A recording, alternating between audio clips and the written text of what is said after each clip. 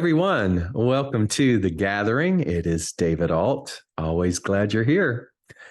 Over the last couple of weeks, I delightedly stumbled upon some teaching, some music, and some Dharma talks by a gentleman named Paul Weinfield. Really excellent musician and very gifted writer, but also a wonderful, wonderful teacher and with a focus on meditation.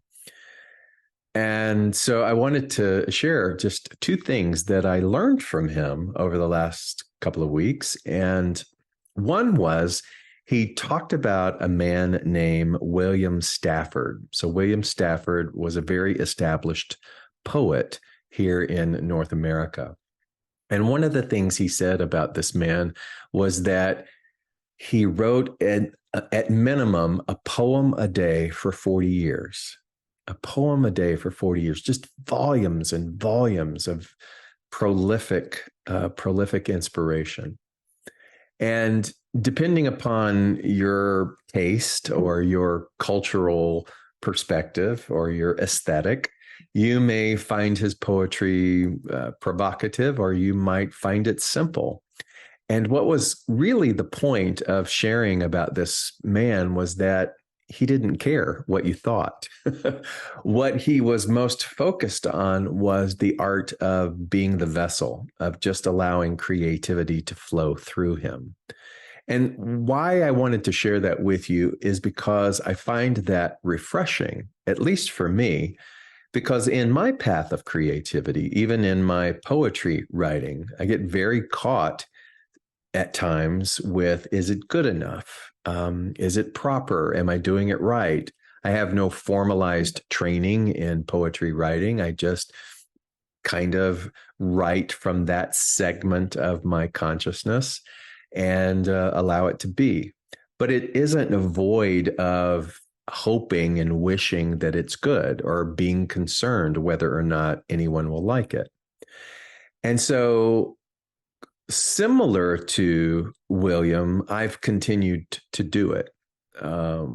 Sometimes there's an aim to put them all together and to publish, but lately it has been more of a practice, like William Stafford, to just be a vessel and to let that come through me and to offer it to whomever might be interested.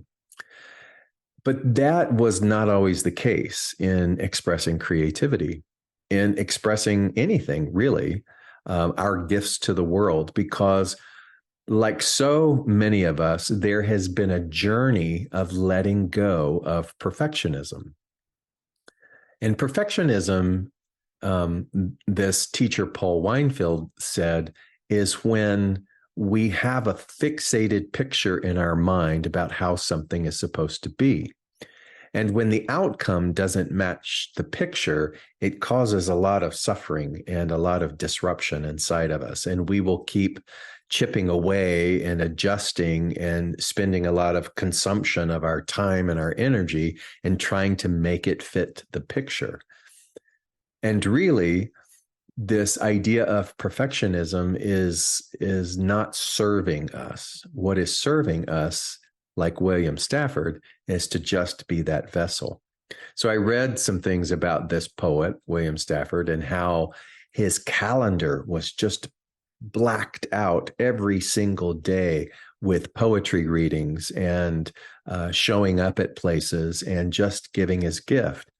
And one particular comment or anecdote that I read about him really made me smile, because he read a poem, let's say it was in a bookstore, and when he was finished, a man in the audience raised his hand and he said, "I could have written that."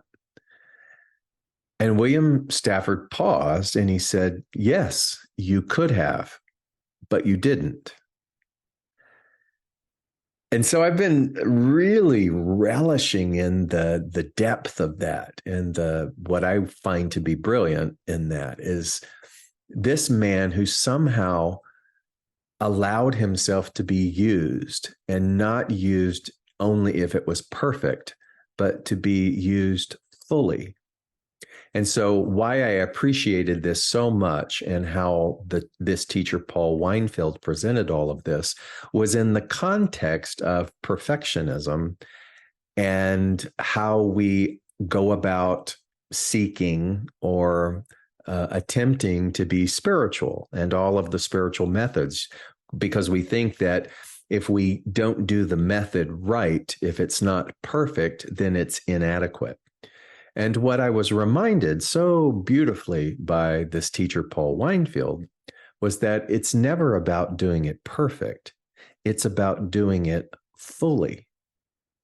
So as he teaches meditation, he said the idea isn't to be perfect or to achieve some perfection in your meditation. It's that in the moment that you sit and you gather yourself and you begin to meditate, that you do it fully, not perfectly. And there's a very big distinction. And so when we're in the act of meditation, there is a lot of mental activity and mental chatter. The idea isn't to perfectly make all of that disappear and to have us elevate and travel into the ethers and be in union with the one. It's that as we sit in this human body, as we find ourselves being pained a little bit by the posture, our legs going to sleep, the itching, the outer noise, it's that we allow all of that to be, and we become fully present in not only just sensing all of that, but continuing to breathe through it anyway, even if we're in pain. Even if we're annoyed, even if we're itching, even if the mosquito is buzzing around our ear. So to meditate fully isn't to do it perfectly or to achieve an outcome. It is to consistently pivot to being fully in the moment. And really the only way, I believe, that we can do that is through the breath. We often will think that the breath isn't very exciting. It doesn't bring a lot of titillation, and it's not sexy. It doesn't create these big, magnificent outcomes. But the point is that the breath contains everything. All spiritual practice really has its anchor in breath. All semblance of self-awareness has its anchor in breath. We talk about it all the time, that we're walking around day to day, moment to moment, breathing shallowly, breathing up here in the upper chest rather than oxygenating our being. This is the gift we've been given. This is the vessel by which we have incarnated into this human experience to offer ourselves. And one of the kindest things, one of the most essential things we can do is to breathe this vessel fully. And so what happens when we do that? When we do something fully is we're always activating the now. And one of the great things, one of the most beneficial things about stillness, about meditation, is allowing all of our past regret, our past thoughts, our futurizing, our hoping, our fears. We set all of that aside and we bring ourselves fully to this moment, even when it's uncomfortable. So you'll often hear people at times describe their meditative experience and how the body hurts and whatnot. And it's not to then adjust the body necessarily to eliminate the pain. It is to begin to notice the physical pain and to just breathe with the pain. And many times a remarkable thing happens. The pain shifts. I will find myself at night when I'm trying to sleep, I will wake up, as one often does when they get older. And I will wake up many times during the night. And I used to get very agitated about that. I was just like, oh, wow, if I could just get consecutive hours of sleeping. So I've been practicing not allowing myself to wish that I could go back to sleep. But when I do awake, and when I do, if my body is itchy or hot or uncomfortable, is to just lie there and to bring my attention to my breath. How long can I fully stay focused on the breath instead of trying to get a perfect night's sleep? Interesting things happen because I was sharing with my partner that at some point I fall asleep, and then if I wake up again at another time, or I wake up in the morning, I'm never aware then about when the struggle ended, or fighting in order to allow sleep to win. It's just that at some point, all of that awareness just softens, and my mind is able to rest. My body is able to rest because I've been focusing on the breath. How is that applicable to you? Well, let's look at our perfectionism, how we feel we're supposed to be in the world, how our lives are supposed to look. All of that is equated to, let's say, shallow breathing, because we're stressed out, we're anxious, we're hoping, crossing our fingers, we're doing all of the things because we want to look good. We want people to like us. We want to be successful. We want to be all of the things that we think that we're supposed to be, and do all of the things we think we're supposed to do in order to get it right. You know, I remember when I was a kid, I was in elementary school. Um, Actually, no, I think it was the beginning of junior high. So it's like seventh grade. And I was a good speller. I just had this ability to spell well, not stellar, but just well enough that my English teacher wanted to submit me for the spelling bee. So there was your area, your regional, your national. And so I had competed in the area spelling bee and got bumped up to the regional, and competed in the regional, and scored in the top tier. And so that meant that I was going to go to the national spelling bee as a seventh grader. And so I had a mother who was very much like a stage mom. You know, everything that was unfulfilled in her life was going to be fulfilled through me. And again, we see that often. Nothing unique about that, but it was very strong, whether it was artistic or academic. She loved achievement, and she loved to be able to brag on her children's achievements.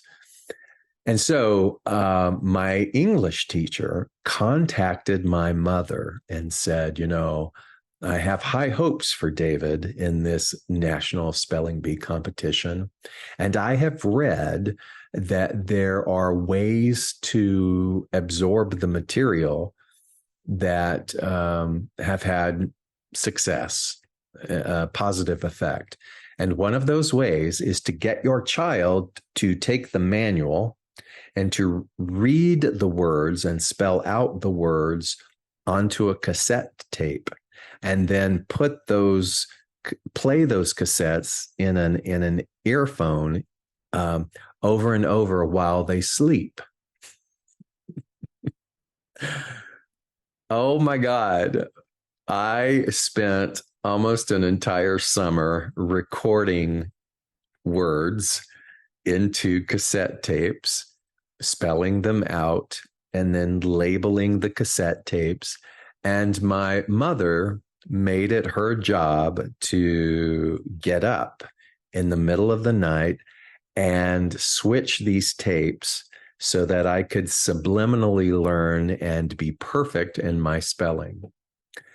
I will just say that it backfired because I didn't sleep a lot. It just increased my anxiety. And by the time that those national competitions were held, I was pretty much a walking little seventh grade zombie. And so I didn't place. And I remember how frustrated and disappointed my mother was, how terrified I was at coming home because I didn't succeed, because perfection was good. Perfection was something to celebrate. Doing something fully was not. And I think we all have been cut from the same cloth in terms of our upbringing.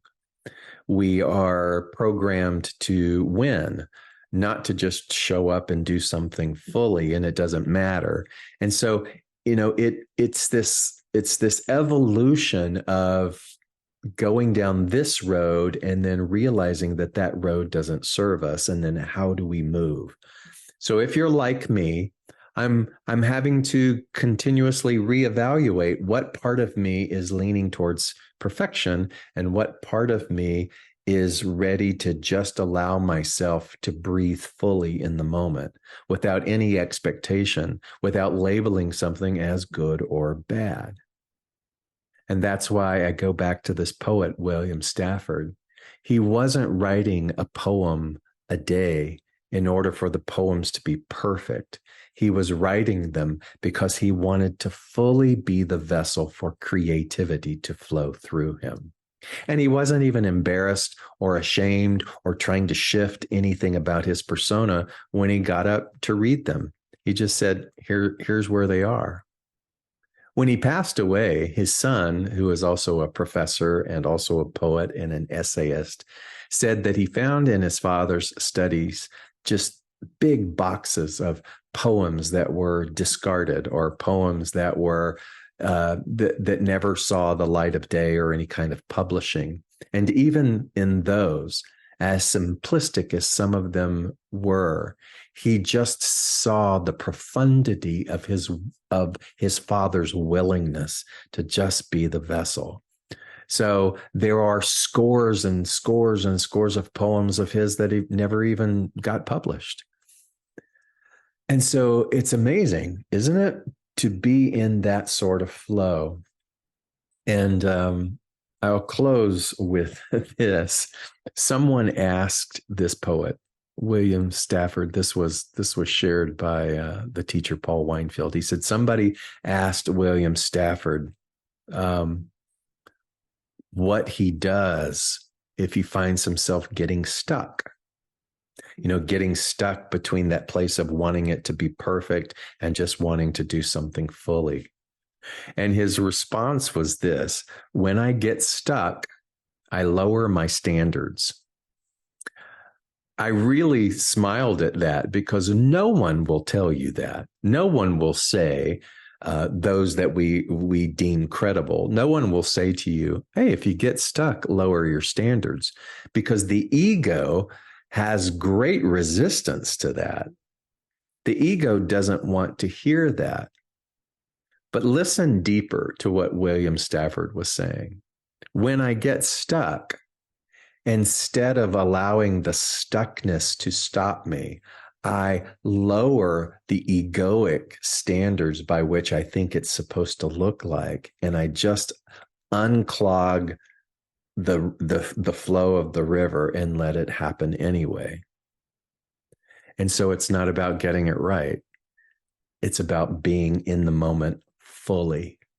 So I hope you can see the distinction in those two things and be as excited about that as I was, because I thought, what a beautiful, simplistic, succinct way to encourage you and I to not get caught in the path of perfection, to lower our standards about how we've been groomed or domesticated or taught to do it, and to just do things fully. Can you feel the relief in that? If I'm going to sit and I'm going to meditate, I'm not going to worry about if it's perfect or not. I'm just going to be in the moment. And the way to do that is to just keep going back to my breath. How can you apply that in every day? If I'm going to go to this interview, I'm not going to focus on being perfect in the interview. I'm going to focus on just staying as present as possible. Practice listening, not being concerned whether or not I get anything or anything comes from that, but how can I practice that deep listening so that I'm always in the now moment? And now start to overlay that on all of the things that you find yourself doing. Free yourself from having those things to need to be perfect, but just practice doing them fully. I think that there's a beautiful, beautiful enrichment there for us. And I hope you're as excited about that as I am. Blessings.